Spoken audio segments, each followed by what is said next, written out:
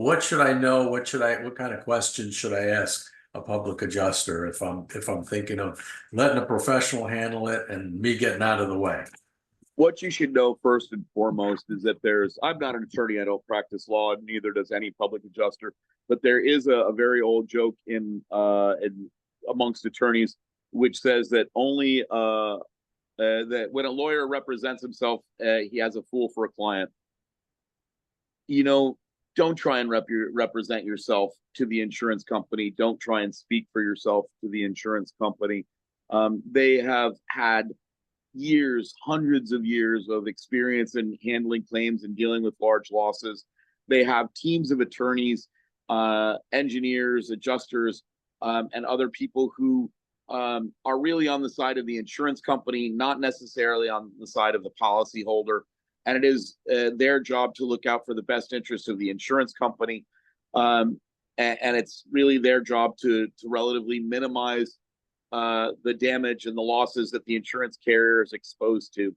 So if you think that you have a loss that goes above the, gosh, I'll just break out the tools and fix that myself level, call a public adjuster, call an attorney, make sure that you have somebody else representing you. Don't try and do this on your own.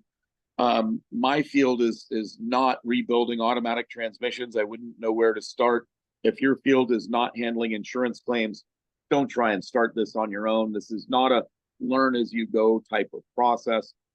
It is very difficult. It does involve extensive estimating and extensive damage investigation and extensive policy knowledge and interpretation. And if this is not your wheelhouse, now is not the time to start trying to learn on the fly. There are professionals that are licensed to do this work. Contact them, ask them questions about their background. How long have you been doing this? What have you seen for results in cases that were similar to mine? How long do you expect this process will take? And Questions as you say, this isn't legal advice. And there may come a time where somebody you can't negotiate their case. You're coming up against a roadblock, not agreeing. Then there's another process that you go through where they would have to get the lawyers involved on both sides. There are definitely times where you'll want an attorney to help. What's the word I'm looking for? To help encourage the carriers to follow the terms and conditions of the policy that they've issued. Here in Florida, we have a very difficult insurance market, very difficult insurance marketplace. And over the last several years, we've seen, probably half a dozen named storms make landfall with the state in the last 2 or 3 years now. And it has been a very, very difficult time. Be prepared, I think, is the number one message in all of this. Do some planning prior to hurricane season and update your plans every year. After the storm hits, consult back to your plan so that you have a roadmap to your own recovery. Know what you're going to do next. You should definitely start by taking those pictures, taking those videos, contacting your employees, making sure that everybody is safe and they are, well taken care of, safe and sheltered in the moment, and that you have a plan for how to start flowing them back to the business and how to start getting the business refired and operating again. And of course, filing your claim has to be done in a timely manner. Get people on your side, get a public adjuster out to your property as quickly as possible to help you investigate the damage and document all of the damage and all of the losses. And certainly have an attorney that you trust and that you have worked with to help you work through some of the decisions that you're going to be making. I've seen it in the past where hotel operators tried to keep the hotel open and operating, even though the property was badly damaged and even though they had business overhead expense that would have paid them, that did pay them for keeping the for the lost revenue that the business would have received during normal operations. And the incredible strain that operating a damaged facility put on both the owner and the management team is what actually eventually led to that business being sold in that location, to the business being closed and that location being sold. Had they been more familiar with their policy, they would have understood that the income that they would have otherwise received and that they otherwise needed to keep the lights on, to pay the mortgage on the property, to pay the insurance on the property and those other operating expenses was covered by their policy. And they wouldn't have had to go to such heroic efforts in keeping the business open. And they wouldn't have exposed their employees to things like toxic mold, chemicals leaching out after water losses, tainted water being in the property, things like this. So there can be a huge amount of toll taken on the people involved. It's not just the property. And remember that the people really are the lifeblood of your business, the people that are working for you, and take care of them first. Make sure that they're going to be okay, that they can go home to somewhere, that their families are going to be safe and secure, that they have enough to eat, that they have gas in their car, and that they're ready mentally and physically to come back and support your business before you start trying to push your team to bring the business back online. Dollars aren't everything, people are. Excellent, excellent information. So I'm going to close it with a couple of thoughts. First of all, disaster hits somewhere all the time. We know that every year we seem to have hurricanes that are going to hit somewhere. Hopefully it's not your property, somebody's property that may be watching this.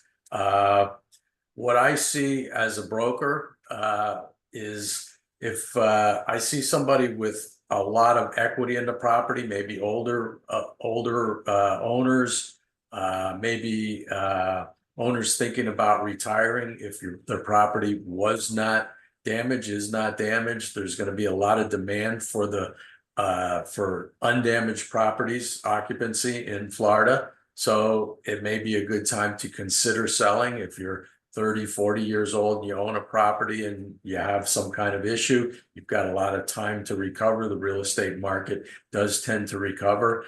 Then for those people that have a property that might have been damaged, they may have a significant insurance claim. They may not be in the business of rehabbing properties, of building properties. Maybe it is time to take that money, get out. Love to talk to people if somebody wants to have a confidential consultation, whether you have a property, undamaged property, or there's people always looking for properties to buy and rehabilitate and add value to. And maybe depending on what stage someone is in their life cycle and their work, they may or may not want to hang on to a property or talk to somebody about getting rid of it, taking the risk off the table. There is absolutely nothing more stressful or that will put more years on you as a human being than trying to remodel your kitchen or your bathroom in your home. I have certainly seen where this definitely ends up in divorce for many, many couples, unfortunately. And it is very much the same thing for a business. Going through a complete rehab on a large facility is very difficult under the best of circumstances. But when you're doing it from storm damage and your team is exhausted and your property isn't cash flowing, it can be a truly taxing, genuinely miserable experience. So certainly you should be considering whether or not this is a great time to take the offers that are on the table or to look for some offers and move on to a building that doesn't require such extensive repair. Of course, it can also be a very profitable time. The reason I'm talking to you from South Florida tonight, instead of still being up around Siesta Key, Sarasota, and the other areas, is that a lot of those hotels are operating and they are at full capacity. I wasn't able to find a room last night because of all the rescue crews and all of the mitigation crews and all of the other insurance carriers and adjusters that are already in the area attending to those claims. So, in every disaster, there is tragedy and there is opportunity, and you have to decide which side of that coin applies to you and gather in the team members that you need to make that a successful experience for you. And that could be Rick over at Premier Hotels, who's going to help you sell that property. It could be me or another public adjuster. I'm here at Adjusterman. You can find us on the web at adjustermanllc.com. Great reviews on Google. You have to have a plan for how you're going into the storm. You have to have a plan for how you're coming out of the storm. And you have to have some sense of where you are personally as the business owner for what the future is going to look like for you as you go through these steps in this process. It is a very difficult experience. As much as you need a great attorney, as much as you need a great public adjuster, you probably also need a great therapist. I highly recommend that everybody who's been through a large scale traumatic event spend some time either with their clergy member or with a trained licensed therapist. This is a large scale traumatic event. I have seen entire communities where everybody it looks like people are sleepwalking because they're really dealing with a very severe form of PTSD, and it's on a community-wide basis, and they're being re-traumatized by hearing the stories of their friends and seeing the damage all around them. So make sure that once you have stabilized the loss, once you have mitigated and at least put a Band-Aid on the bleeding, so to speak, that you get yourself out of the damage and destruction zone for a few days. Check yourself into a hotel. Go take that hot tub. Give yourself, the treat of the massage and some extra you time, because it is a very, very difficult process to go through. It is a long-term process to go through. You're not going to recover overnight, and you're going to need the physical and mental health respites that getting out of the disaster zone helps with. And if there's anything that I recommend to people in recovering from a disaster, it's make sure that after you have taken care of the immediate damage and put as much of a Band-Aid on the immediate things as you can, that you get out of that disaster zone, get yourself a break, a hot meal, clean clothes, a good night's sleep, or a few. Talk to some people that are professionals about what's happened so that you can process that information and get all of that negative energy and those negative experiences out of your thought process, and open your head to clean thoughts and clean energy that you're going to need as you rebuild your life, your business, your social life. And remember, in times like these, we're all Americans. It doesn't matter what city, what state, who you voted for. We're all Americans, and we have a duty to each other to help each other and to run forward to help our friends and help our neighbors.